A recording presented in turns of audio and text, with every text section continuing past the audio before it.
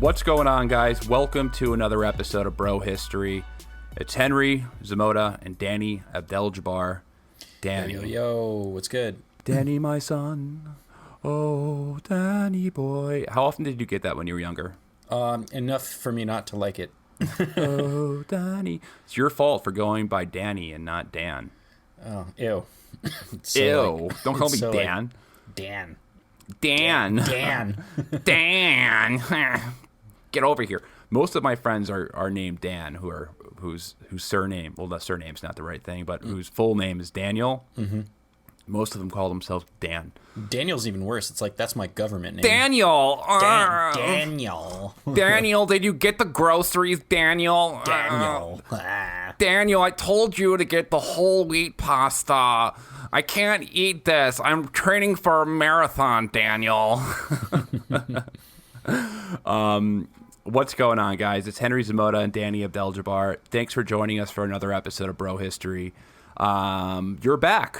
Isn't that right? Back. You're back visiting our friends from Austin, aren't you? That's right. Yeah, we did a brief stint in Austin. It was super cool. Like, literally, it was actually colder than I thought it was going to be. It's cold in Austin? Yeah, dude, the first couple of days I was there, it was like 50. But then it warmed up. So what's the point of going to Texas then? I know, right? Just You guns. let me down, Texas. The two incentives to go: warm and guns. Right. You take one off the table. There's only half a reason to go now. And brisket. I had a lot of that, though. And Alex Jones. Did you see Alex Jones? No, I didn't see Alex Jones. I missed him. Funny story about Alex Jones before we get started. So I have a friend who saw Alex Jones on the street in Austin. Ooh. So he passes him, and he yells out to Alex. He's like, "Hey, Alex, I know who did 9/11. You did." And he's like, and then he apparently said, "Well, maybe I did." That sounds like Alex Jones to me. Maybe I did do it. Funny story, but you were there for a wedding, right? That's right. Yeah. I think I'm allowed to say this now since it came out on the news. I officiated a wedding, as I do. And it was for my girlfriend's aunt. And she was marrying the father of Farrah Abraham, who is famous for Teen Mom. And it was probably one of the most interesting weddings I've ever done. My first, celebrity wedding there. Wait, just give some context. You are a wedding Officiant. Officiant. Yep. What number was this? 8, actually. Yeah. 8. So if you're basically a master now. Yep. If you guys are looking for a wedding officiant, hit us up at info@brohistory.com. And maybe I'll consider it. So we did this wedding and like, it's cool because it was like, hey, these people have been on TV. That's awesome. But it was crazy because they did a toga themed wedding. So no tux for me. I wore a toga. Well, that's convenient for everyone who's going, so you Hell don't have yeah. to rent a tux, which is always a pain in the ass. Yep. And then it was also on a llama farm, like on a llama ranch. Well, that's convenient for everyone because everyone wants to go to a wedding on a llama farm. Yeah, it was a really awesome time. We had a lot of fun. No cameras or anything like that, but we did end up in People magazine. So What, you couldn't have cameras?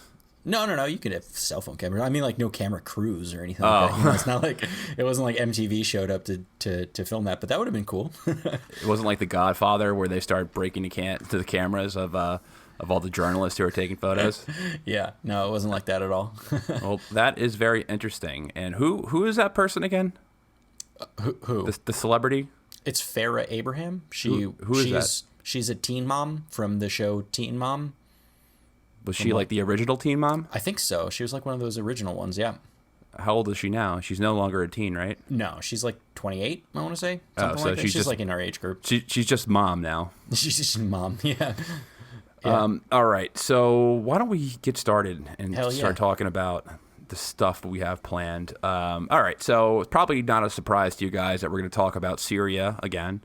And it's been one of the reoccurring themes of the show, talking about Syria and Russia and the Kurds and Assad and Erdogan and Israel and Iraq, talking about all these fun little countries that we kind of gossip like they're like it's e-news in a way. We do take an e-news stance on foreign policy, don't we? Yeah, I was telling my girlfriend the other day. I was like, basically, what the show is we're basically kind of like an e-news version of like foreign policy or foreign affairs. And she said, I don't think you give yourself enough credit. I can't. She's like, I don't understand what the hell you're talking about. I wouldn't say. I was like, well, I like to think of it. Because she once said to me, like, I was like telling her like the story about MBS and then Yahoo, and she's like, "Hey, stop! Like, listen to yourself. You talk about these world leaders like they're in your friend group." I was like, MBS and then said this shit, and then he posted on Facebook, and then you should have saw MBS and Putin at the G20 summit. They were just straight up pounded, and they were boys. It was crazy. Right? Yeah. They were bros. It was nuts. But it was a very funny observation because since we follow these people on a regular basis, we get into their personality wise, and when we speak about them, it shows. Yeah, I guess the normal people. But yeah, we're talking about, I guess it's kind of a continuation of our last podcast where Danny and I basically debated for like a half hour, 40 minutes on what's going on in Syria with, I guess to give you a quick refresher. So basically, there's a big war in Syria, if you guys haven't heard. Huge. And what happened is that in 2016, when the U.S. realized that the forces they were backing were either incompetent or actually terrorist, they were like, well, maybe we got to find a new group to back. We're like, well, didn't we back those Kurds back in Iraq during the Iraq War? And we were like, yeah, that will work. They're not lopping off heads. So I think we can make this work. So they're like, okay, hey, Kurds, you want to make your own ethno-state, right? Well, if you hold and squat on this land for us, and we'll have your back. The problem is that Turkey didn't like that at all, because Turkey has a huge problem with this group called the PKK that literally has suicide bombing attacks in the country. So the Turks were not happy, and the PKK are a Kurdish group, Kurdish faction, and they said, hey, we don't want these PKKs to link up with these YPGs, which is the Kurdish branch or the Kurdish version of it, and we don't want that. And there's a safe zone right now in this country, and there's U.S. troops, so we can't obviously bomb it because that's our NATO ally. So we're going to have to wait till some like agreement expires. There's a safe zone agreement. Oh, the safe zone agreement's over. All right, let's do it. And then there's a conversation that takes place between Erdogan and Trump, and Erdogan's like, hey, you leaving? Licking his lips. Trump's like, okay, I thought we were going to leave last year. Let's just do it. Let's just do it. And he's like, all right. And then he comes in, and now everyone is going and it's batshit crazy. I don't know. Is that a pretty good explanation for it? I think that's a poetic way to put it, though. There's definitely things that I'll take. Okay, let's talk real. So, explain in your reality, Danny, what's going on right now in Syria. Yeah, I mean, I think the characterization was basically okay. Things that I wanted to point out that we pointed out in the last show. If you want a more condensed version of the history of the Kurds, I definitely recommend you listen to the last podcast that we just did on that. But one thing I want to point out for the purposes of this show is that, one, the Kurdish people are the largest group of people that do not have a state. They currently live in an area that is informally known as Kurdistan, which is in the countries of Iran, Iraq, Syria, and Turkey, right? It's the largest diaspora of people without a state in the world. Correct. It's about 40 million people. Heartbreaking. Right? It totally is. It's heartbreaking that an ethnic group doesn't get their state because of their ethnic blood. All right, Henry, let me finish before you get all, anti-social justice warrior on me. I'm not kidding. I'm the social justice warrior out of this. I'm going to take this argument to the left. So I'm going to come in from the left. All right. And we'll see. Yeah. So the point that I want to make is that throughout their years of existence, and they've been around since like the 12th century, they've been handed a pretty shitty hand in life. And Basically, they've been denied statehood a number of times. But what's important to know is that the countries that they reside within have not been very nice to them, generally speaking. Particularly Turkey, where it was for many years up until very recently illegal to speak their Kurdish language or practice the Kurdish culture, and of course living under such oppression as a second-class citizen within a country that's hostile to you, that creates a lot of problems. And the YPK, which is a Kurdish based political group inside of Turkey.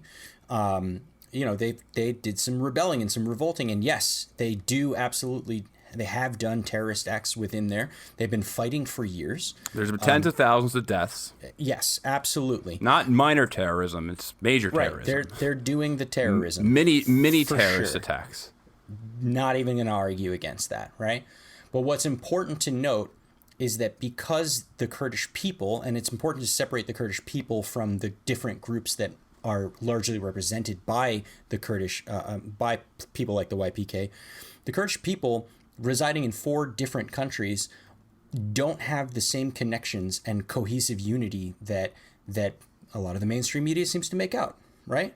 So in Turkey, the YPK was for the creation of an ethno-state, and that's where you take the most issue, and frankly, I'm right there with you.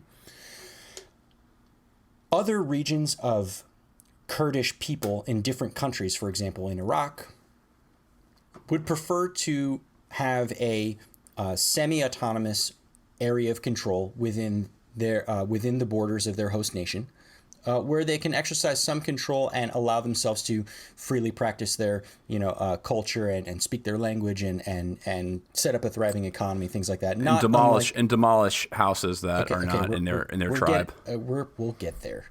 Okay, hold your horses, Henry. And in Iraq, the militia that basically controls the Kurdish region of Iraq in the northwest is called the Peshmerga. Peshmerga, of course, is different from the YPK in Turkey in many different ways, one of them being their style of governance, another one being the fact that they speak different languages, even though they all do speak Kurdish. Their main languages are their host nation languages, right? And the area that the Peshmerga control in Iraq is by far the most stable region in Iraq. And Iraq is very, very tumultuous and has been for many years because of us. And a number of other things, but we definitely didn't help. Now, when we turn our attention to today's topic, which is Syria and Syrian Kurds, we talk mostly about the group that the United States backed, and that's the YPG, right? Different from YPK. I know they got super similar names, but the YPG is a majority Kurdish fighting force. However, their forces are representing Arabs and Christians, as well as other ethnic groups like Armenians and things like that, and some Turkmen. And they're largely a multi-ethnic fighting force, right? And they have resided in that region, that northeast region of Syria, forever. And when the civil war happened, they took up arms, and specifically they took up arms against ISIS to protect themselves, to protect the region, and eventually what it boiled down to today is that they control a large portion of northeast Syria throughout this wars. Now, obviously, we prop them up with, our support, our weapons, and our military might, but they have been very, very successful at doing exactly what it was that we intended for them to do, and that's killing terrorists, right? And they should be commended for that. They did fought hard, and they put their boots on the ground, and part of that is that we didn't really put too many boots on the ground in order to take out this caliphate. And in large part, we have the YPG, who are majority Kurdish, to thank. Now, there are allegations, which I have looked into, and I'd love to debate with you, Henry, on the YPG, that group that we were just talking about in Syria, ethnically cleansing Arabs and others in that region in order to take control of that region. Now, I've been trying to be as fair as possible to this argument because I think that's a very serious allegation, and we should know about these things. And you sent me a bunch of articles, and that's really great. And I was actually having trouble finding them myself, so I appreciate that, Henry. And they were helpful. So maybe we can talk a little bit about how this allegation of the Kurds themselves, being ethnic cleansers. Well, I want to add to one of your points first, because you did make a good point before. So you made the point that not all Kurds are the same before. Like, there's different factions and there's different groups. And that's something that everyone should be very aware of. Not all Kurds are the same. And where I'm coming from on this is that there's actually Kurds within Turkey who are very pro-Erdogan. There are actually Kurds in Syria who are fighting in the Syrian Arab Army. Right. So it's a diverse group. Just because there is a collection of Kurdish people who are fighting to create a Kurdistan within Syria or anywhere else does not mean that every single Kurdish person is going along with that same mission to build, I'm just going to be blunt, a racial state. Now, it's a very large diaspora, as you pointed out. So there's going to be different factions, and there's going to be Kurdish people who assimilate into the countries that they live in, and there's going to be Kurdish people who don't. So, I mean, that is an important point to point out. But yeah, to your question about, or to your topic of the Kurds ethnically cleansing people. I mean, it's the nature of creating an ethnic state. Like my point is, and where like we can get into the like what's going on between kind of like the chatty girl drama that's going on between like Russia, Erdogan. Oh, we'll get there for sure. Russia, Erdogan, Assad, NATO versus NATO. That might be the name of the podcast. NATO on NATO violence. NATO on NATO violence. Yeah. But just like there's been plenty of allegations that there have been ethnic cleansing of native Assyrians and native Arabs. Correct. Right. On towns that they have conquered, or if they've taken over, or if they've gained control over. And I'm obviously not on the ground, so I can't verify every single paper that's drawn. Mm-hmm. I just come and I come with my hunches after reading a couple articles that have the same theme, and I'm like, okay, so maybe they're forced. If they're bulldozing houses, and there's multiple people who say that they're bulldozing houses in cities like Raqqa and stuff, then there's probably some truth to it. Are all Kurds doing it? I'm not sure. I can't speak to that, but there are reports of people being forced to leave from their homes, which is ethnic cleansing, and which is not right. Now, a lot of these people, you could say, are people who had some type of relationship with some Islamist group up there. Mm-hmm. I don't know for sure.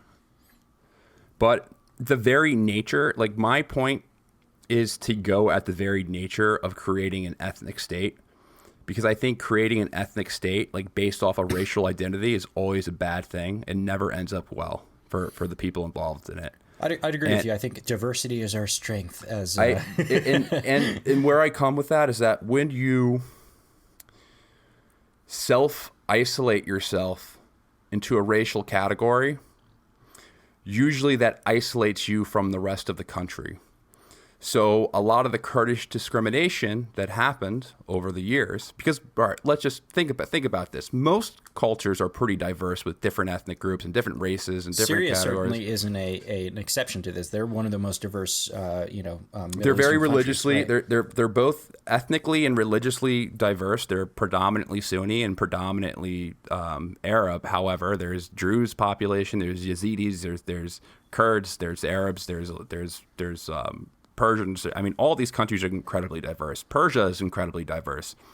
However, I think that civic nationalism is healthier than ethnic nationalism. And when a group, and when you start identifying with your racial category over your national your national identity, which, I mean, you can argue maybe national identity is not a good thing either, but when you start identifying and start demanding a state for your racial category that's already within a state, or a couple of states in this case. So we're talking about 4 different states: Turkey, Syria, Iraq, and Iran all have the majority of the Kurdish diaspora. It's self-isolating to the other people who live there, which causes persecution. So if you're in Turkey, if there's the biggest diaspora is in Turkey, the smallest diaspora is in Syria. So if you're in Turkey and you start demanding a Kurdish state, and if you're not speaking the language, and you're isolating yourself from the rest of the society, that's when there is like a separation, and you start to be identified and persecuted against. Now, should these people be persecuted? No, absolutely not. There should be no violence that being taken. But that's typically the consequence of when you are a racial identitarian. Other groups aren't fans of it, and it just causes these big cycles of violence. So on that grounds, I'm just completely against the formation of racial states and states that are created off ethnic identity. And it's used as a tool to balkanize regions from outside powers. Now, if you create a Sunnistan and a Kurdistan and a Shiistan and a whatever stan in Syria, you're just making these kind of tribal societies, these tribal states that are small and don't have any real power, and they're easy to bully.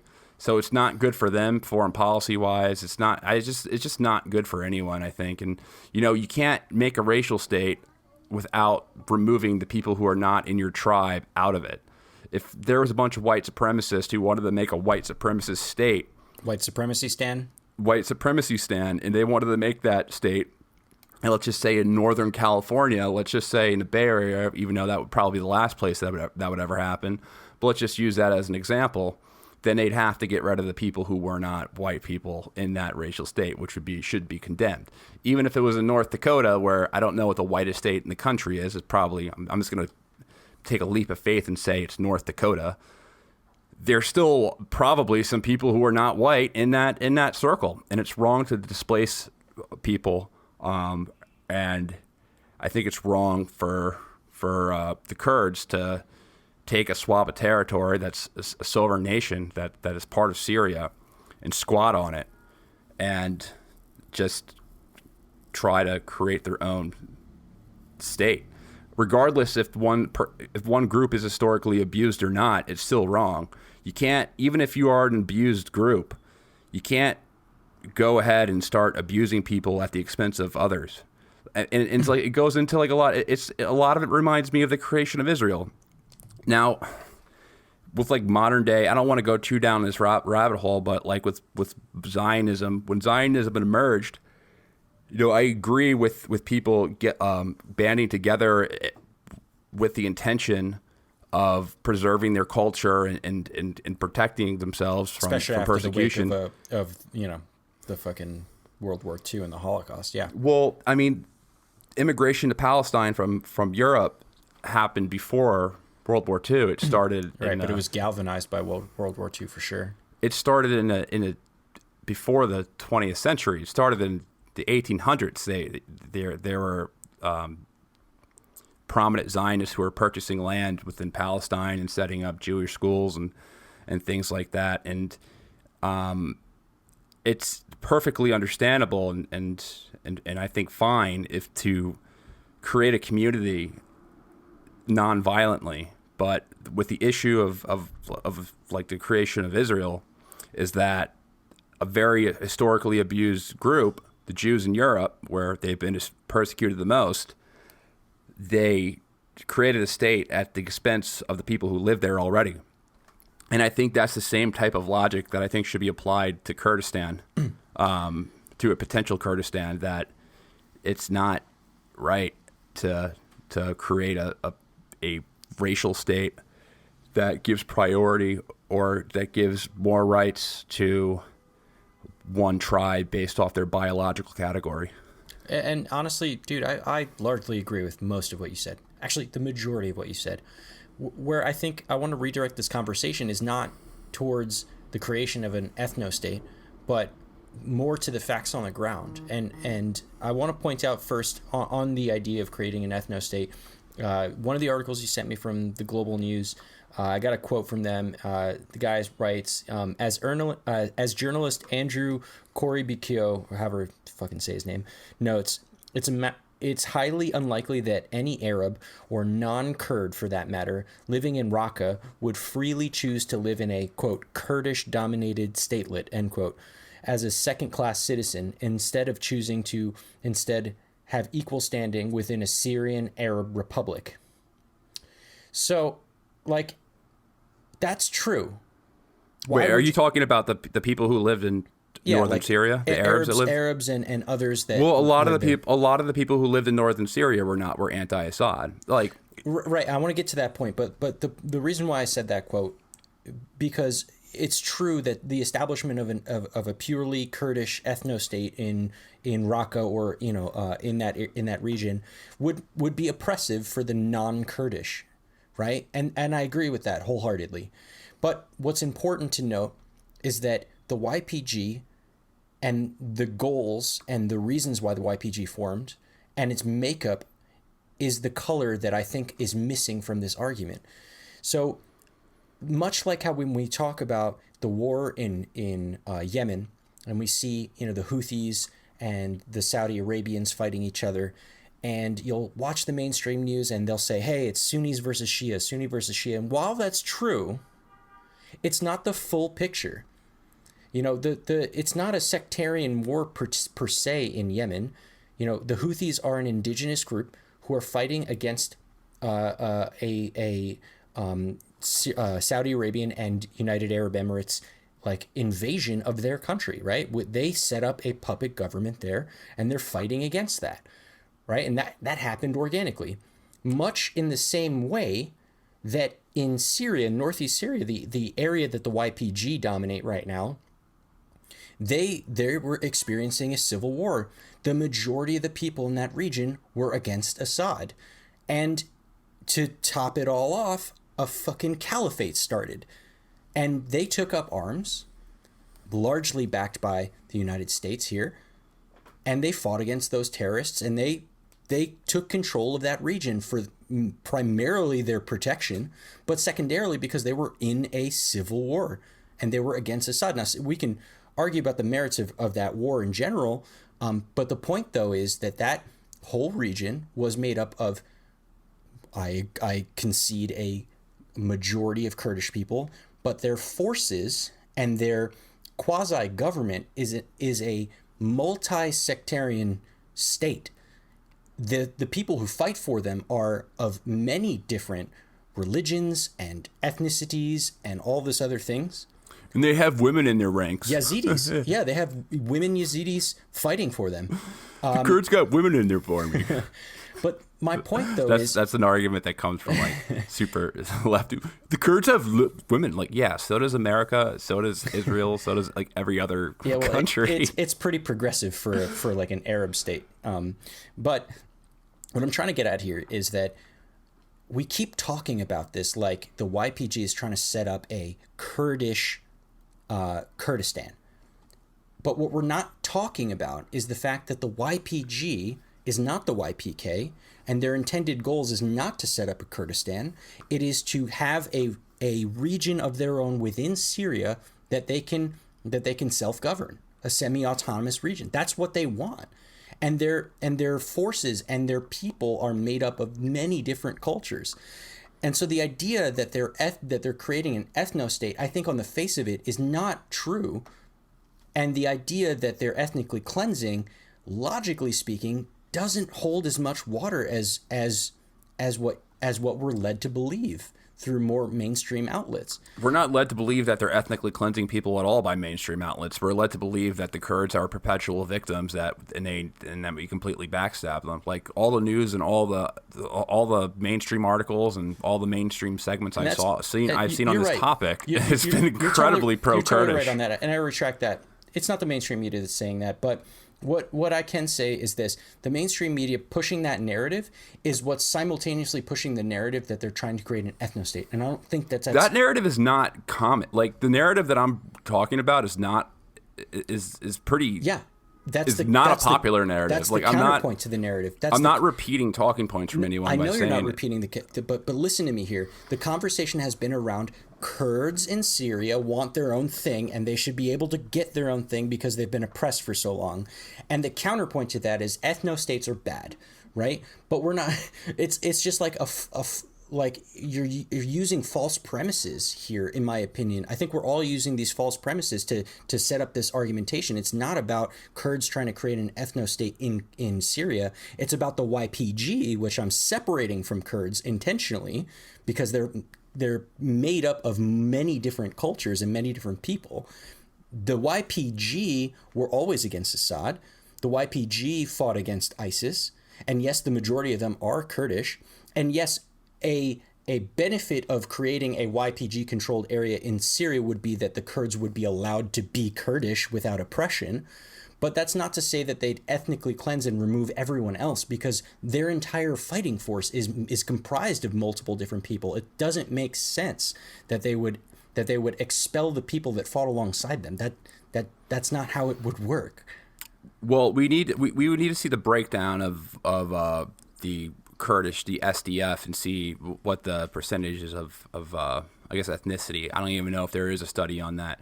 However, I think this is actually a pretty good set, and I respect your points. And I kind of want to just let's segue into kind of like the political situation now, because I think that opens a pretty good segue. So absolutely, yeah. What's happening right now in Syria is kind of what I predicted. I don't know if I'm pretty sure I've said this on this podcast.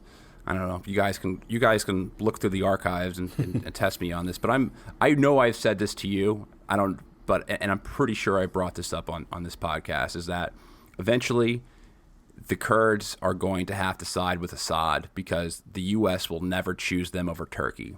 And that's basically what happened. The U.S. was never going to choose the Kurds over Turkey. They're not going to choose. That one took me by surprise, the fact that, continue. This one got me. I mean, the writing was on the wall. I felt when Trump first announced that they were going to be pulling out of Syria back in December, back last year, because we're going. This has been a year.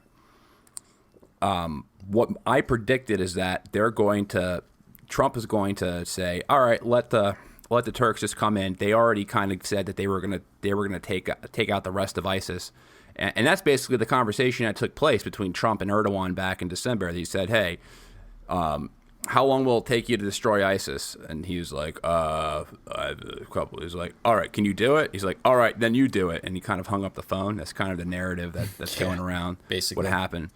And it's ever since that happened, the writing has been the wall that Turkey was going to move into northern Syria and push out those Kurdish factions. Now, I think we debated about this actually a year ago when this exact conversation took place. Now, what I said is that they're going to pull out, and they're going to what remaining soldiers they do have there is that they're going to bring to this place called Al-Tanf, which they will never leave. Right. Because they want to keep a presence there forever, because that's what we do.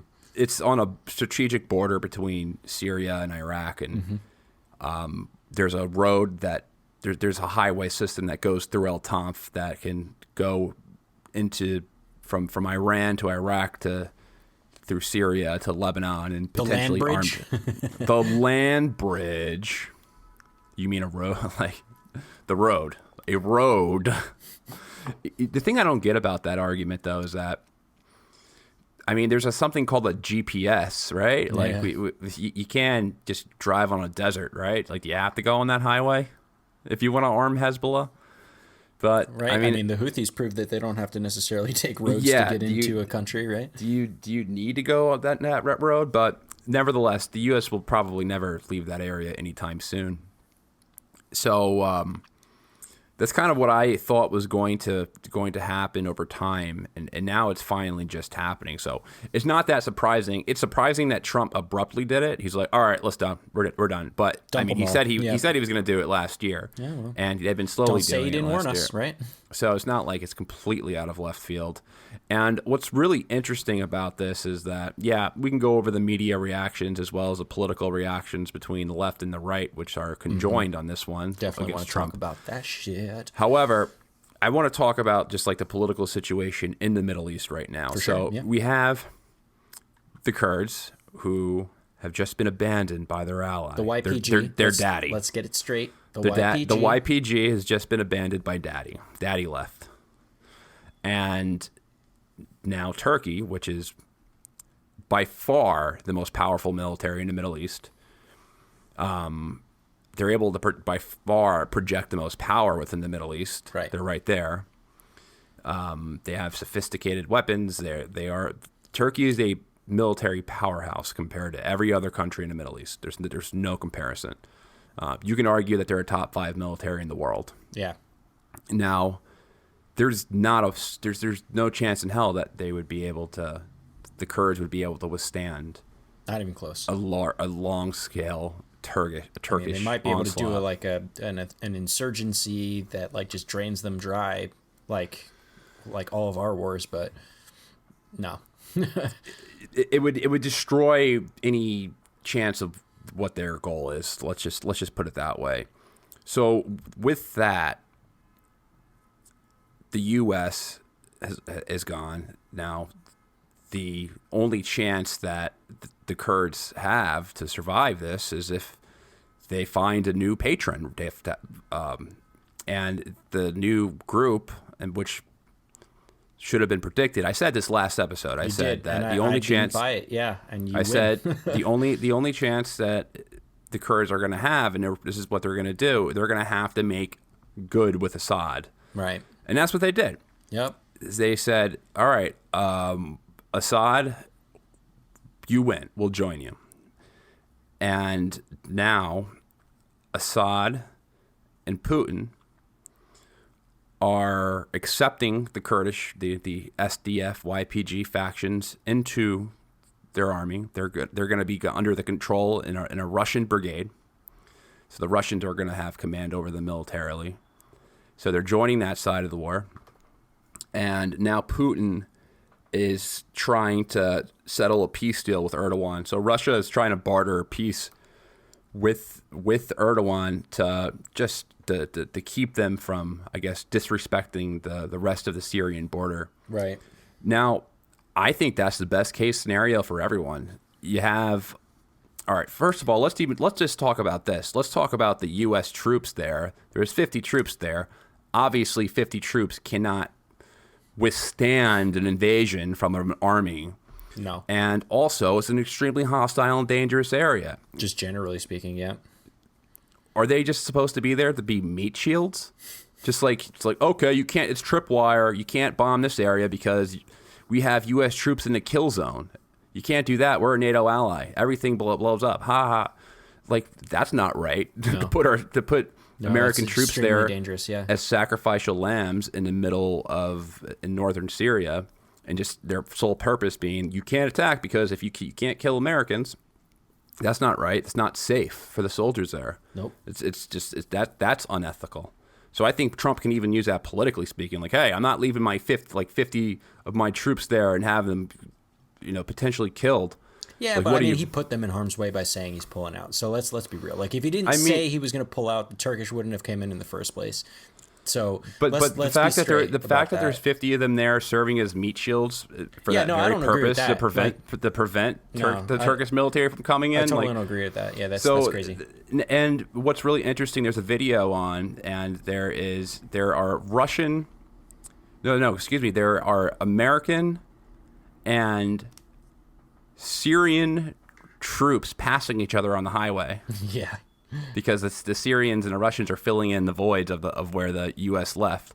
So you literally see these like armored brigades, or not brigades, but like these armored vehicles, one with an American flag and one with a Syrian flag, going opposite directions. Mm-hmm. It's like it's crazy. It's a crazy image to see. Yeah. And I've even heard this. Now, I listened to Danny Sherson on Scott Horton today, and this is what Danny Sherson said, and I obviously view Danny. Both of us have high respect for him, for sure, yeah, as a very credible source and a very credible analyst. He said that there was American troops who are assisting the Russians. Yeah, I buy that. They're assisting the Russians on different coordinations and intelligence of like where ISIS, like where some radicals are and stuff like that. Mm-hmm. Yeah, they're handing off the baton for sure. Yeah, they're actively handing off the baton. Mm-hmm. This is not the fall of Saigon, right? With helicopters coming on and people grabbing onto the bottom of the helicopter and people flying over. So it's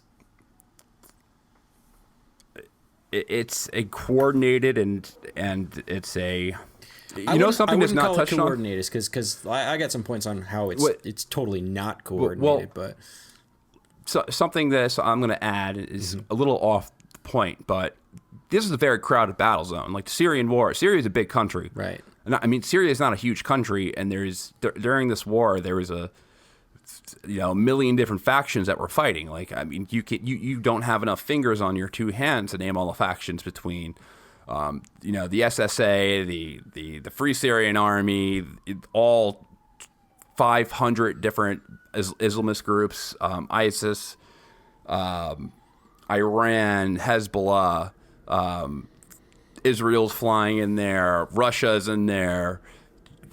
Just everyone is in that war. It's just an incredibly crowded battlefield, and obviously, you want to keep yourself from killing troops that maybe won't be necessarily your ally, but would cause major escalations if you accidentally kill them. And there is communication between the U.S. Army and the Syrian Army. This is what I've heard, that to keep each other from accidentally killing each other. Well, I imagine that's necessary because, it wouldn't necessarily be friendly fire, but since they're not actively engaged in, it wouldn't be friendly fire, but it would be a mess. It could be like it would be an absolute mess. Acquaintance fire. It would be more of a mess. Obviously, if the U.S. accidentally killed some Syrians in the Syrian army, it would be brushed aside. Or the other way around, it'd be even worse. But the other way around, it would Holy be shit, yeah. It would be more troops on the ground. That would cascade into an actual That's actually war. what I wanted to talk about in this, and it's a clusterfuck, dude. I don't think it's super coordinated. I think they're coordinating with the Russians and the Syrians, out of necessity because, as you pointed out, like they're driving on the same road in opposite directions, like that can. They can accidentally fire on each other if they didn't know that was going to go down. But this is totally uncoordinated. So there was the Russians actually took over an abandoned U.S. base in Manjib, and they took a bunch of pictures and probably put it on Facebook and Twitter and all that other shit. But from what I was looking at it, they hastily left those posts very, very quickly because they still had provisions. Like they still had food in the fridge and on the tables and shit people's personal things were left in this base. So they were direct order. Yeah, I mean they were ordered to leave right away. Okay, so what? You lose a couple cans of Coke, no big deal. But the point though is that it's dangerous just to leave a fortified position and go out into the world and try to get to another safe zone on a whim, basically. This is why I was against Trump abruptly pulling out. Not because I'm for endless war, which is the counterpoint there, but because there are operational logistics that need to be in place to make sure that when you get your men out and your men and women out, that they're safe and that you can make sure that you take all of your assets with you and that you don't leave anything behind that you might not want to have left. And I'm sure there's some guys in the military that have to leave their base in Manjib that, maybe left some shit behind, that they would have preferred to take with them, and that's a silly little thing. But honestly, that's so uncoordinated. And you're right, though, the Turkish, so the Turkish army is fighting, but there's also Turkish militias, right? Turkish-backed militias that are firing, and they were open firing, and they were hitting really fucking close to, U.S. Forces, so much so that they had to actually fly a sortie to do a show of force. Basically fly a couple jets over them and be like, "Yo, chill the fuck out, back off," and. While they weren't in any danger of being shot out of the sky, missions like that are dangerous in general because, again, crowded battlefield, there are Russians, there are Syrians, there are Turkish, shit happens in a war, and the fact that they had to do that was a dangerous operation in and of itself. Of course, they were effective, those Turkish-backed forces did eventually disperse because of that. But they definitely put people in harm's way for that. And I think pulling out so abruptly like this without a clear plan, and in my opinion, just from what I'm reading, it doesn't look like they had a very good plan to get out. Well, speaking of pulling out, Danny. Pulling out. This is a good one. Speaking of pulling out, Danny, guys, let's just take a quick moment to talk about sex. Good sex. Yeah. Now you can increase your performance and get that extra confidence in bed. Listen up, people. BlueChew.com. That's blue like the color blue, like the sky, like an ocean. Blue Chew. Blue Chew brings you the first chewable with the same FDA-approved active ingredients as Viagra and Cialis, so you know they work. You can take them anytime, day or night, even on a full stomach, and since they're chewable, yum, yum, yum, they work up to twice as fast as a pill. So you can be ready whenever the opportunity arises, which is always good. You don't want to be that person who is not ready. And just close your eyes and think of that time when you were with a partner, a loved one, where you couldn't get it up. Just think how embarrassing that was, because it was probably embarrassing, and you probably felt kind of bad afterwards. Well, if you could benefit from extra function and more confidence where it counts, Blue Chew is the fast and easy way to enhance your performance. Most guys talk a good game, but Blue Chew helps you follow through. Blue Chew is prescribed online and shipped straight to your door in a discreet package. So guess what? Doesn't say boner pills on that package. So no in-person doctor visits, no waiting in the pharmacy, and best of all, no more awkwardness. And believe me, it's not fun to tell your doctor that you're having trouble down under. It's just not a fun conversation to have. They're made in the U.S., and since Blue Chew prepares and ships direct, they're cheaper than a pharmacy. Right now, we've got a special deal for our listeners. Visit BlueChew.com and get your first shipment free when you use our special promo code BRO. That's BRO. Just pay $5 shipping. Again, that's BlueChew.com. That's BLUE Chew.com. Promo code BRO. Blue Chew is the better, cheaper, faster choice, and we thank them for sponsoring this podcast. Thanks, Blue Chew. Thank you, Blue Chew. Blue Chew. I took a Blue Chew, Danny. I can't finish the show. Time to pull out. I just want to talk about 1, 2, 3, 4, Baseball. 5. Baseball. Minnesota Twins. New York Yankees. Cleveland Indians. Yeah. Anyway, so it's a fucking clusterfuck. It's a clusterfuck over there, and I think that it was incredibly dangerous. I don't think they should have pulled out as quickly as they did, and if they were going to pull out, even for good reasons, I think that they definitely should have coordinated much better than what they did. And while they were doing some coordination, they definitely should have worked out something with Turkey where they're not doing an incursion on a sovereign nation. Like, this is, they're NATO, we're NATO. The fact that we can't work something out with them is, I think it speaks to our foreign policy today. It's not great. Well, you know what? There was a founding father who once warned us of these entangled alliances. And who's that? It's George Washington. You might have heard of him. Oh yeah, I think so. First president of the United States. Who's that guy on the Hamilton show, right? I think he had a role. He was a character in Hamilton. Imagine if that's how. It's so funny because so many people are like, "Oh, Aaron Burr, I saw him in Hamilton." Yeah. Okay. Hey, whatever teaches you the stuff, I guess it works, right? If you're listening to Bro History to teach you some stuff, whatever, right? Yeah, whatever. I listen to the soundtrack on road trips. That's cool. Forcefully listen to it. I've had but you know what? It's not bad. I enjoy the hip hop and the history and the musical and the funness. It's fun. We're not brought to you by Hamilton, right? Okay. Yeah, well, so, I agree. All right. Here is what I think about this. I think it would have been impossible to leave any other way. I don't know. How do you, or I'm not sure. I don't know the logistics of it. That's probably a bold statement from my part, but I don't know the logistics or anything like that, the military procedures of leaving a base with the amount of troops they left when.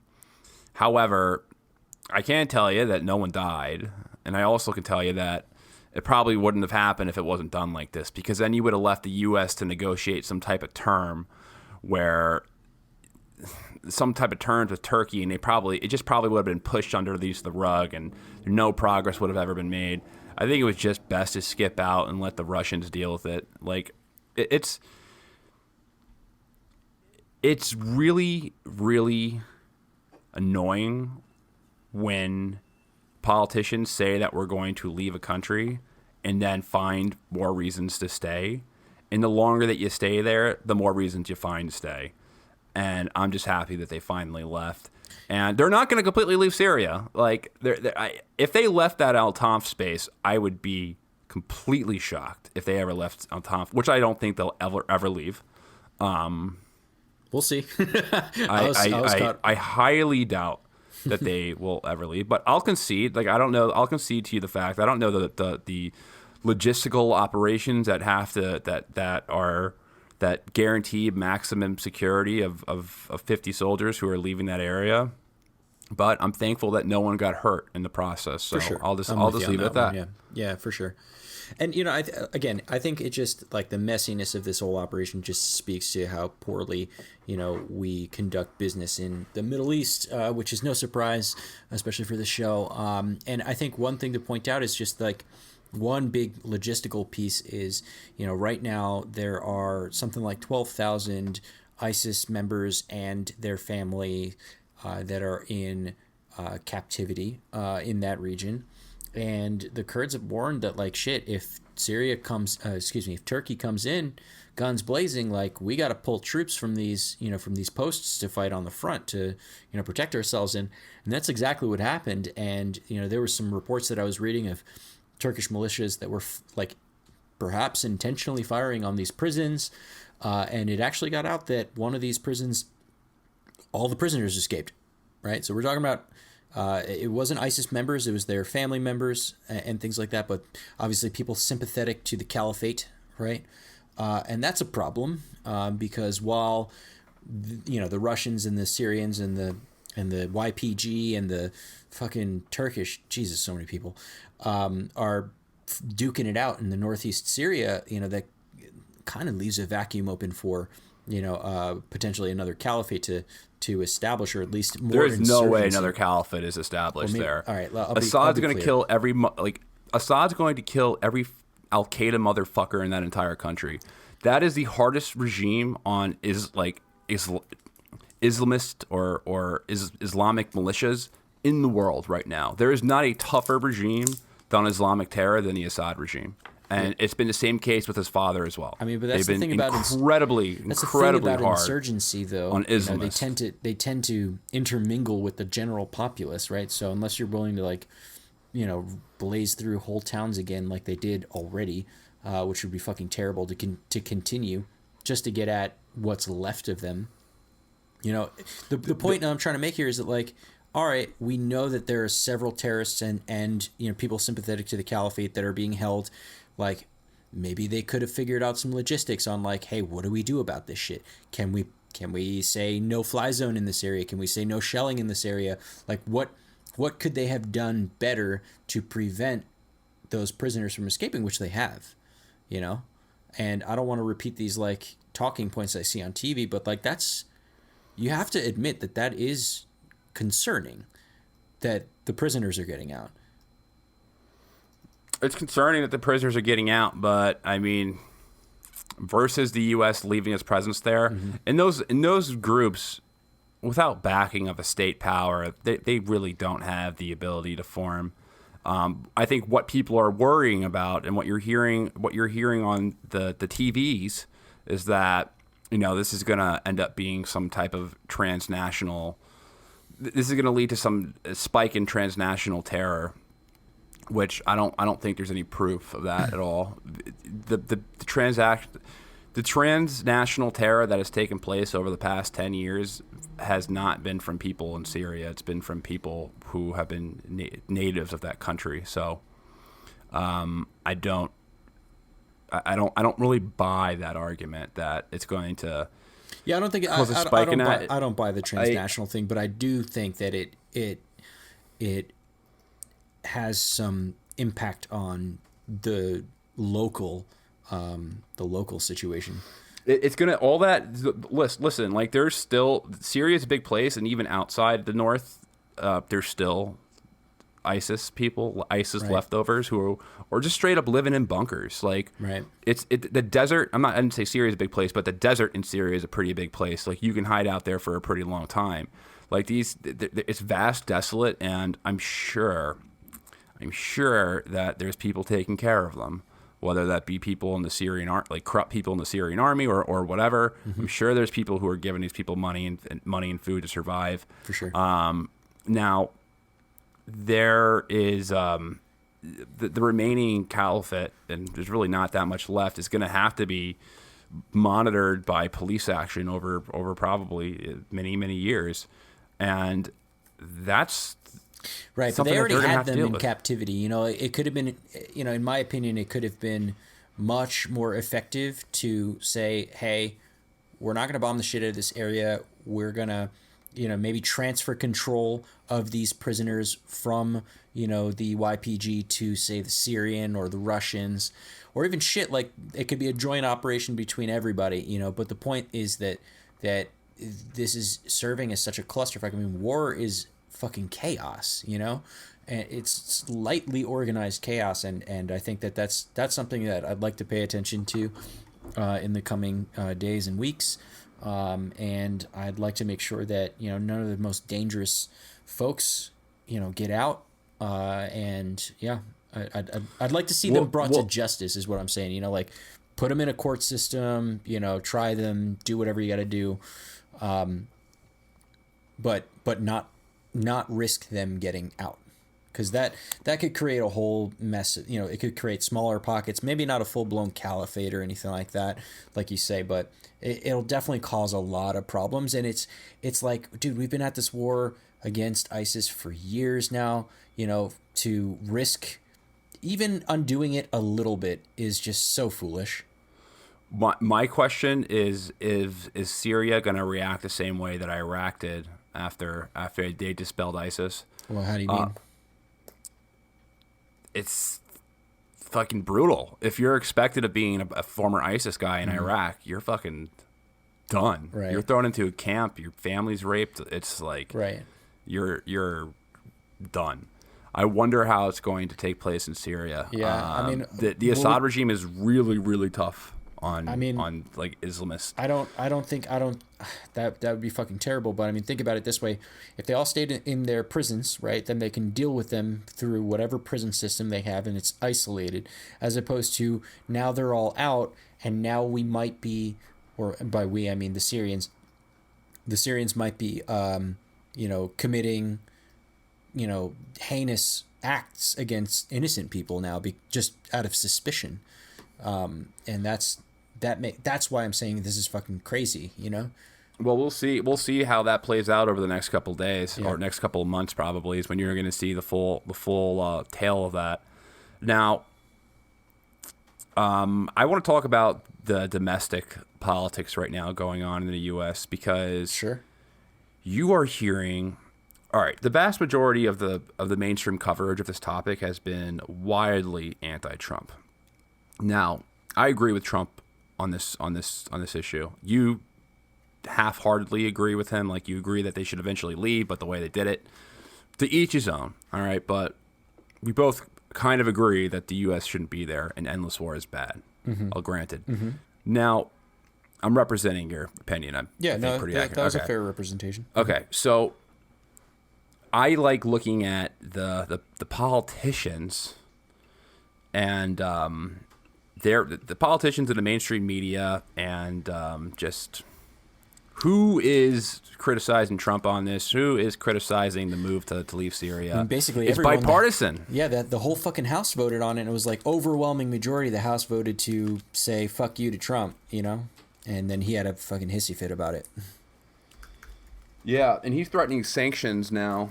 Oh yeah, 50% on 50% tariff on Turkish steel. I don't know how much Turkish steel we get, but And I hate sanctions. yeah, I so think do I. so. We've so already talked sanctions, about sanctions and tariffs and all that other shit.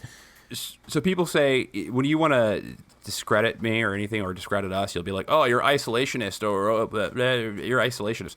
Sanctions are the ultimate isolationist policy. Right. There's nothing more isolationist than putting sanctions on a country. When you don't do business with a country and you intentionally freeze assets that are in your country and you pressure other countries to not do business with a country, that is a definition of isolating yourself from that country. Right. And you're doing harm to the people who live there, the civilian population. And you're do not harm doing to your harm to the own leaders. people too. You know, tariffs are attacks on us. Keep in mind, right? So, but these aren't even just tariffs; these are sanctions. Right.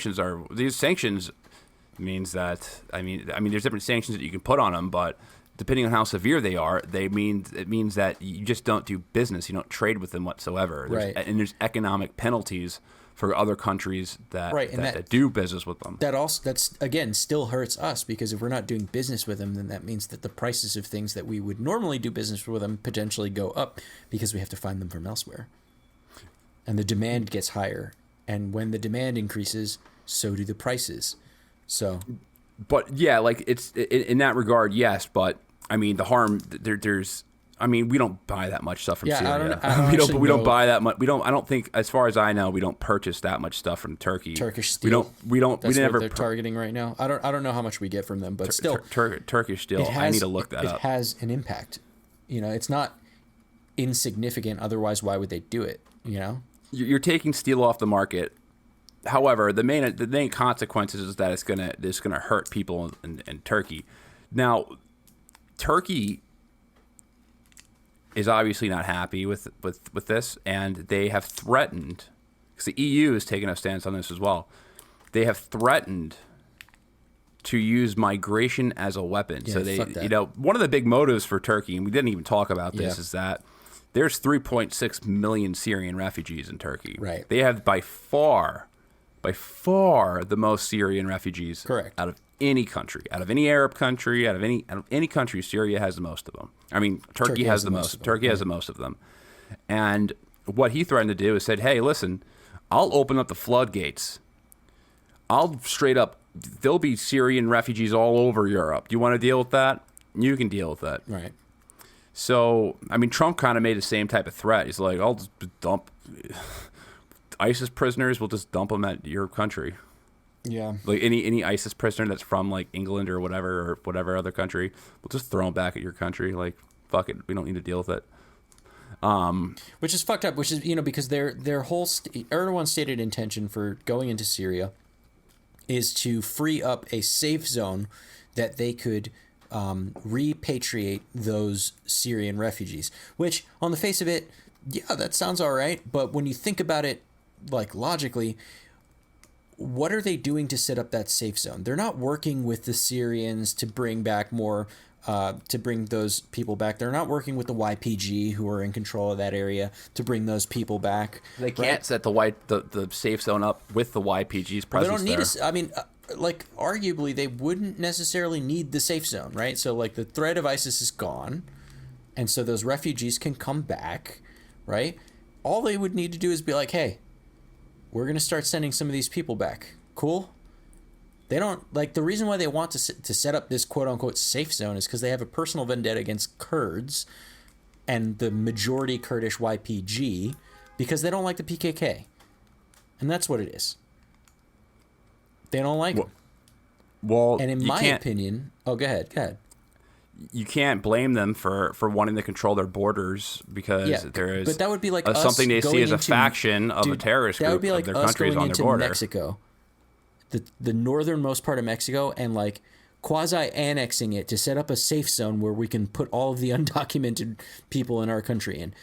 We would be encroaching on a sovereign nation. Like, you want to set up a safe zone? Set that shit up in your own damn country so that you can move those people safely into their back into Syria. You know what? That's a pretty damn good idea. El Paso, we're just gonna make a safe zone. Fucking no, make the safe zone up towards. What's a city that's on the border? El Paso, Imperial Beach. You know, that's fully on the border of the U.S. though, right? Yeah. Yeah, you got to go into Mexico. Not logic. No. Absolutely, absolutely not. I'm joking. But I'm joking. that's what I'm it amounts joking. to. That's what it amounts to. And what we would like in this example, we would be fighting against, I don't know, just some random fucking group in Mexico that's not the Mexican, army, right? El Chapo's people. We'd be fighting against El Chapo's people, and quasi annexing parts of Mexico because we want to set up a safe zone where we could repatriate, 11 million undocumented workers, right? And that's crazy because what they should be doing is working with Syria or with YPG or some combination of the two in order to get that done, right? If they believe that it's safe enough to start bringing those refugees out of Turkey and back into Syria, if they believe it's safe enough to do that, then they should work with those countries to do that, not use military force to annex an area. That's crazy. And the fact that he uses those people, those refugees, as a leverage point against the EU, like that signals to me even stronger that his intentions aren't pure. His intentions aren't positive. They have their own fucking agenda, and they just wanted to wipe out the Kurdish people, the YPG, the Kurdish majority YPG. That's what they want. But a lot of countries, and I hate Erdogan, just by the way. Right. I cannot stand He's a piece of Erdogan. shit. He's one of my least favorite leaders in the world. I cannot stand him. I hate his government. So I don't want to defend him right now, but first let me shit on him. Erdogan is a guy who funded many radical Islamist groups in Syria. Mm-hmm. He was all about funding moderate rebels who also, just talked all day about the glory of Allah while chopping someone's head off. Just the most extreme bad Salafist in the northern part of Syria. So he's definitely a major contributor to how horrible that war was. And there's just a bunch of other stuff that I don't like about him. I hate the identity, the Sunni identitarian philosophy that he brings. I hate this quasi-Ottoman Empire he's trying to build. Yeah, the quasi-Ottoman Empire that he's trying to build.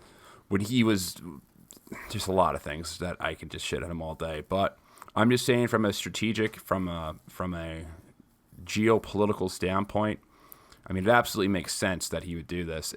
Most countries would probably engage in the same behavior. If there was let's just say if this was on the U.S. border, let's just say if it was Mexico, and there is some really, really bad. Let's just say if there was, we don't really have those problems in the U.S. Thank God, because the U.S. is, we have our differences politically, and if you look at Fox News and MSNBC back to back, you would think we're literally in the Civil War, but we're not. Everyone basically gets along. We have our problems with crime and stuff, but we're not. There's no inner war, or there's no political or domestic terrorist group inside the country that's violently bombing places or bombing things. But if there was one, let's just throw. I'll use Polish. I like using Polish as an example because I'm Polish and I can just use them as. All right, let's just say if there was a Polish group in the U.S. and there was they started engaging in terrorism for one group or another, because and let's just say they killed Polish ethno-state in the they want United to set up a States. Polish ethno-states in the United States, and they speak Polish predominantly.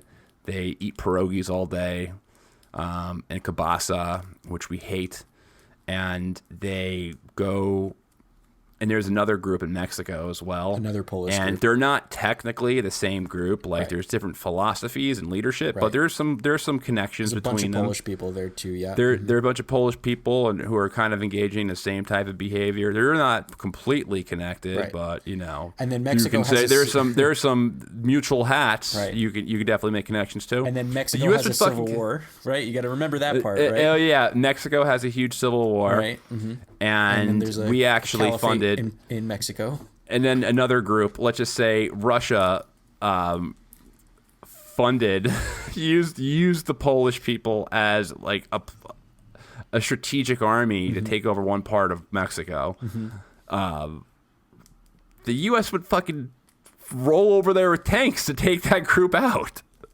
And that's not even a perfect analogy because we'd have to explain the Syrian war for like another hour to get that analogy perfect. But it's not unheard of. It's not crazy that would be in their interest. But it's probably they want to keep the group. Though. It's a safe zone. The safe zone is not for Syrian refugees. Yeah, you're right. The safe zone is for Turkey because they want to keep the corridor from connecting. They don't want the Syrian Kurds and the Turkish Kurds to have a link together. They want to stop that connection. They want to stop the possibility of smuggling guns with each other, smuggling weapons, intelligence, whatever, you name it. I hear that. So it makes sense. And does it make it moral? No, it doesn't make it moral, but it makes sense for them to think that way. But Erdogan needs to stop virtue signaling on this shit because it's bullshit.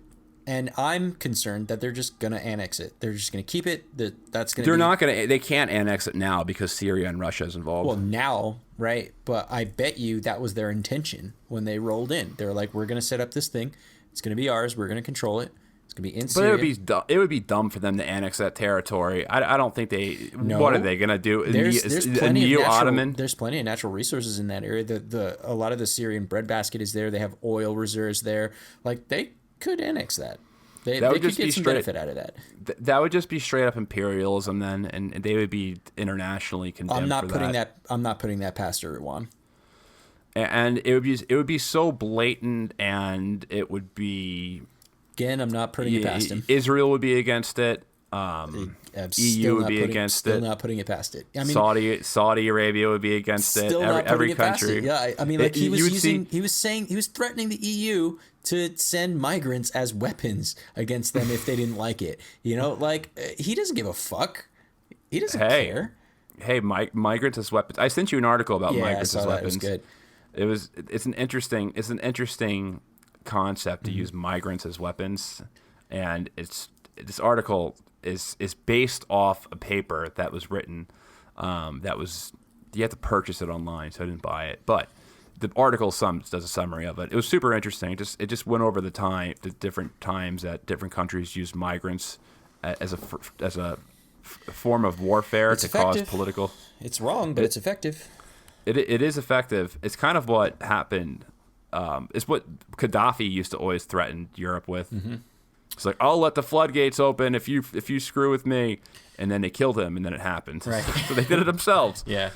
But okay, so we went back into foreign policy when we were intending to talk about domestic, and one thing I really wanted to talk about, for like, what's the U.S. reaction here? What are these politicians saying? Like, it's a galvanizing force right now in the United States, which is crazy. Wait, there's one more thing I want to bring up. Then we'll go back into domestic. Okay. So it's really funny because now, all right. So we had this huge war. I just want to wrap up the foreign policy with this observation. So we had this huge war since 2011. Yeah, there's no U.S. troops on the ground. Well, limited. Limited troops on the ground, but it wasn't like the Iraq War where we were actively bombing Damascus or anything like that. But we were supporting and abetting the groups that were trying to overthrow Bashar al-Assad. And for all these years, so many years, it's Assad must go, Assad must go. Oh, he's so bad. We got to support our FSA, our Free Syrian Armies. And now the U.S., all these lives later, hundreds of thousands of dead later, we're at the end of this war, and the U.S. is on the same side as Assad and Russia. Preach. So you didn't have to go through all those steps. Mm-hmm. You could have just been on that side to begin with, because now our interest aligns with Bashar al-Assad and Putin, who are trying to negotiate Turkey out of Syria, which we're threatening to do. So now we're on the same side with them. That's how the war ends. That's the ending. That's the kicker. It was all nothing. It was all all these millions of people, hundreds of thousands of people dead for nothing, just for nothing. It's just unbelievable when you, in hindsight, just to think of just how awful because Syrian war is the biggest war in the 21st century. Yeah, I mean, it's the biggest war. It's the most large-scale military conflict in the 21st century. When you wrap up all the major battles in Aleppo and Raqqa, you throw in Mosul in there, the stuff that happened in Iraq. It is a humongous military affair and a humongous amount of suffering that went in. It just for absolutely nothing. Yep. Our foreign policy goals didn't work out because of the foreign policy goal. Yeah, don't call it until it's over because the shit's still unwinding right now. I mean, the war has been pretty much over for over a year now, for like 2 years. Ever since the Battle of Aleppo, the war it was like the Stalingrad, quote unquote. Everyone likes to use the word Stalingrad with that major turning point, but like in World War II, the odds were greatly against Germany after the Battle of Stalingrad, when the Russians started going on the offensive and started moving towards Berlin. I mean, the same thing basically happened after the Battle of Aleppo in Syria, and now you have like the Battle of Berlin per se in Idlib, the final battle, and it's just like we're aligning with it. I just the whole concept of the war, it was just for absolute nothing, and it's just stupid. War is hell. All right, let's go to the domestic. Cool. So as we were saying, the House voted on it. Republicans and Democrats overwhelmingly, rejecting Trump's decision to pull out. Kind of crazy in this domestic political day and age that we're all agreeing on something. And one thing that I wanted to point out that I thought was funny in one way and sad in another was Lindsey Graham. Lindsey Graham, big Trump supporter, big dude for him in his camp. And, he's out pretty vocally. Lindsey Graham is not a Trump supporter. He is a supporter of who's ever. He's a sycophant. Lobbyist. He's a piece of shit, and I want to point out why. So he's been pretty vocal against Trump. And did you hear that he just recently got prank called and was some revealing shit? Did you hear about this? Yes, you sent me the video, but explain it more because it is really funny. So evidently, these Russian prankster guys, who some people seem to think are Kremlin-backed or something like that because of the way that they were able to get access to Lindsey Graham, but here's how the phone call goes. These two Russian guys, they call up Lindsey Graham's office and they're like, hello, this is Minister of Defense for Turkey. We would like to speak with Lindsey Graham. And then the lady picks up the phone, who I'm sure probably doesn't have a job right now, just was like, okay. And there's like a brief hold, and then he gets on the phone and they start talking. And dude, it felt like I was listening to a conversation I shouldn't have been listening to. Like I was like eavesdropping on the U.S. government or some shit like that. And it was this private conversation between them. And it largely centered around Lindsey Graham trying to work out a deal with Turkey where, they can stop the use of, the S-400 system, which Turkey has purchased. They said don't activate it, trying to get them to not use it and trying to do it in a way that doesn't, quote, embarrass Erdogan, right? And then also get them back into the F-35 program. So he's like trying to hustle some more product, right? And also he wants to set up like a free trade agreement with them and like, yeah, that's great, right? And all this is in the context of like Lindsey Graham's what amounts to virtue signaling or double talk. I have no idea what side he's actually on because, he ended up saying and acknowledging to this Minister of Defense, this fake Minister of Defense, that the Kurds are a problem. That the Kurds are a problem for the Turks. And meanwhile, this was supposed to be a private conversation between the two of them. Meanwhile, he's on TV, like every other day, saying, oh, the Kurds are our allies. We can't abandon them. And you do his voice pretty well. I'm like, what a piece of shit. Like you are a snake, like you're just such a piece of shit. And I'm wondering now, now that he got outed that way. And I'm surprised that more media hasn't picked this up because, whoa, like that's crazy. First of all, how is it that easy to prank call a senator? Like, I guess so. If you say that you're from Turkey, Turkey defense. Hello, God, imagine if you said you were from Israel. Oh he my would God. Jump out of his seat. Oh my God. Like seriously, like I don't know. That's fucking nuts. And it then begs the question: the House just voted overwhelmingly to reject, President Trump's decision to pull out of Syria. So, how many more of these Republicans are just jumping on the bandwagon and just virtue signaling and like trying to get elected again, basically, No, it's not because they're trying to get elected. What the fuck is going on, dude? I can give you some pretty good context into how our political system works. Well, first of all, let's just point this out, that Congress can't even do that. Like, you can't. First of all, Congress didn't even approve the troops that are in Syria right now. Right. So how are they supposed to disapprove him withdrawing? Yeah. That's just, isn't that the ultimate form of like it's super fucked weird. up gridlock? Yeah, Like Congress they can't actually start a war. They have no authority in preventing a war. They should be able to. But they do have, but if you try to end a war, they sure as hell can prevent that. Well, I mean, I don't think they were trying to prevent it. They were just disavowing the decision, right? They were just publicly. They always do those Trump, virtue signaling stuff, and that's. I mean, like, I didn't love the decision, and like, I'm like, yeah, that's cool, but like at the same time, after this Lindsey Graham shit came out, I'm like, how many of you guys are just fucking liars?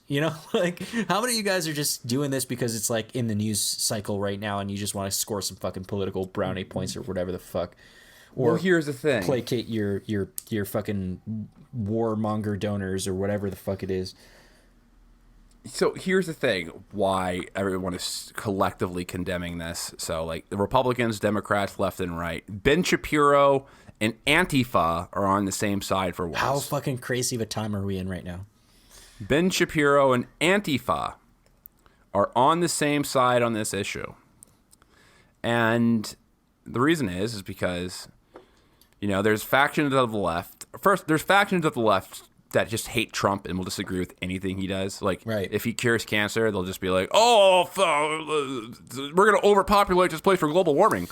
There's those factions, and then there's like, some legitimate like communist sympathizers who like the Kurds.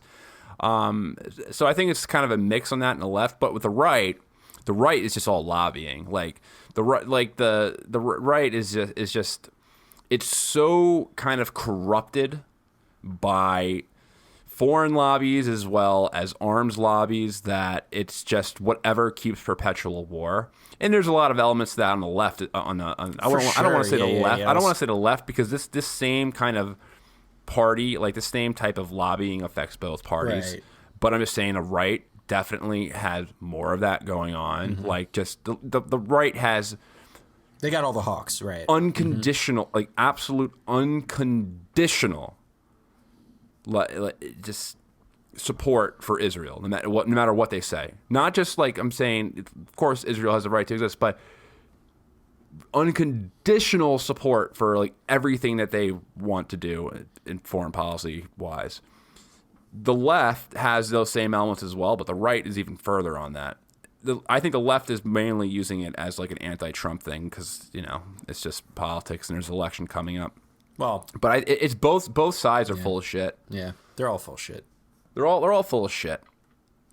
But yeah, it is quite funny. Was there another point I was going to try to make up? Yeah, this is the interesting thing about the Ben Shapiro and Antifa being on the same side of an issue.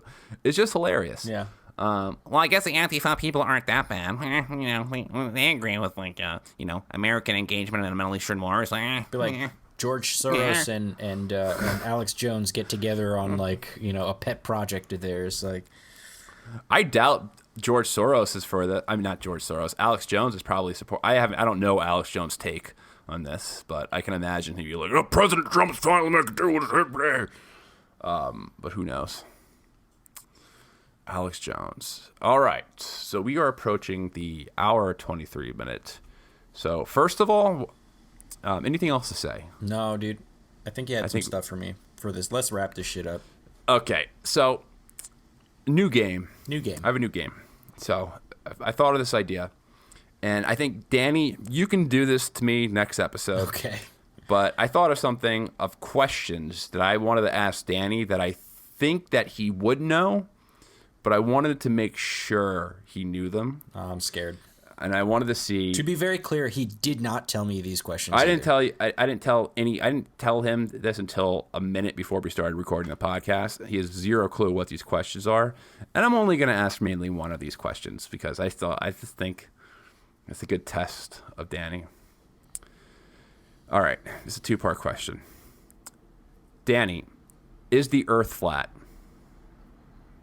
No, it's round. How do you know for sure? Because physics. Yeah, but like how? Okay. Well, the Earth is round because it exhibits curvature that can be seen with the eye. That's 1. And 2, because we have fucking space things that float around it and take pictures of it, and you can see it with your eyes. But like, what if that's a simulation? I mean, what if everything is a simulation and you're all... When I was a kid, dude, I used to suffer from, I kind of still do, solipsism, where I didn't believe that anything exists outside of my own mind. I was basically channeling Descartes. And I can't prove that you're real. I can't prove that anything is real. But working within the confines of this simulation, I can tell you that there is overwhelming evidence that the Earth is round. But why don't, when I throw something in the air, why doesn't it move? Because of inertia. For the same reason that... What's inertia? Okay, more physics for you. So inertia, I'm going to butcher this, so please, physicists out there, or even scientists, don't hate on me. Basically, inertia is the stated point that a body in motion stays in motion unless acted on by an outside force. And so when you're traveling, for example, in a car, right? If you're in a car and you're driving 60 miles an hour down the road, you and the car and everything else in the car is moving together at 60 miles an hour along the road, which is why you can toss a ball up and down and it'll land right back in your hand while you're driving in this car, right? So same principle. We're on the planet. The planet is like the car, and everything on the planet is rotating on its axis and also rotating around the sun, and everything is conserving that motion. So when I throw a ball up in the sky, it's not going to whip, at 10,000 miles an hour in the opposite direction of where the Earth is going, because everything is already moving in that speed and in that direction. Okay, I find that an acceptable answer. Cool. Jesus. That was my question. All right. I'll have to think of one for you next time then. You have to think of one for me next time that I should know, but I probably shouldn't. How I came up with this idea, so my friend is we always have this debate where he's halfway joking, but like he's kind of being serious. Mm-hmm. And he always just says, "Why can't we print more money?" That's a good one. Just good one. Over and over and over again, but like, why not? And then he'll just say these things, and it's just really frustrating to debate with him because he's so stubborn. Mm-hmm. He's like, "Yeah, but like, why don't we just print more money?" But why not? And it'll just keep on going and on and on and on. It's a fun one. And he was talking to somebody who worked for the New York Federal Reserve. And he did the same thing. They went through all the motions, and the guy from the New York Federal Reserve was like, "You know what? That's a good point."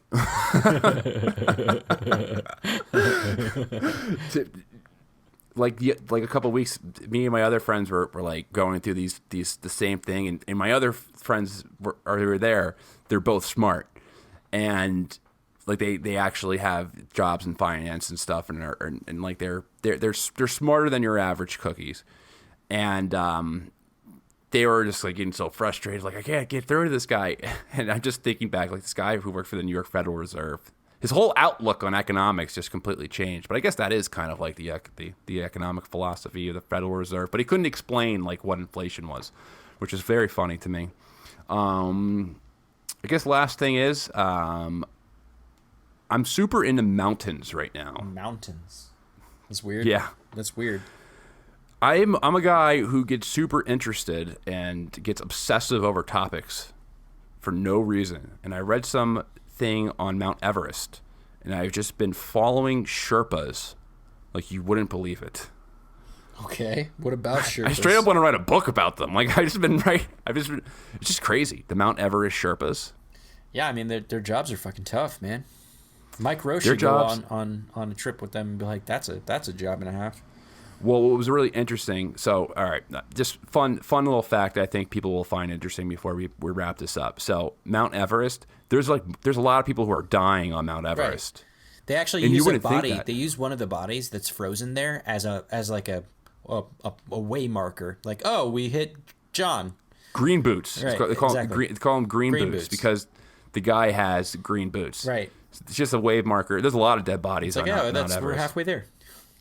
But you would think, because apparently reading all this stuff and watching all these YouTube videos on Mount Everest is not a hard. It's obviously brutal.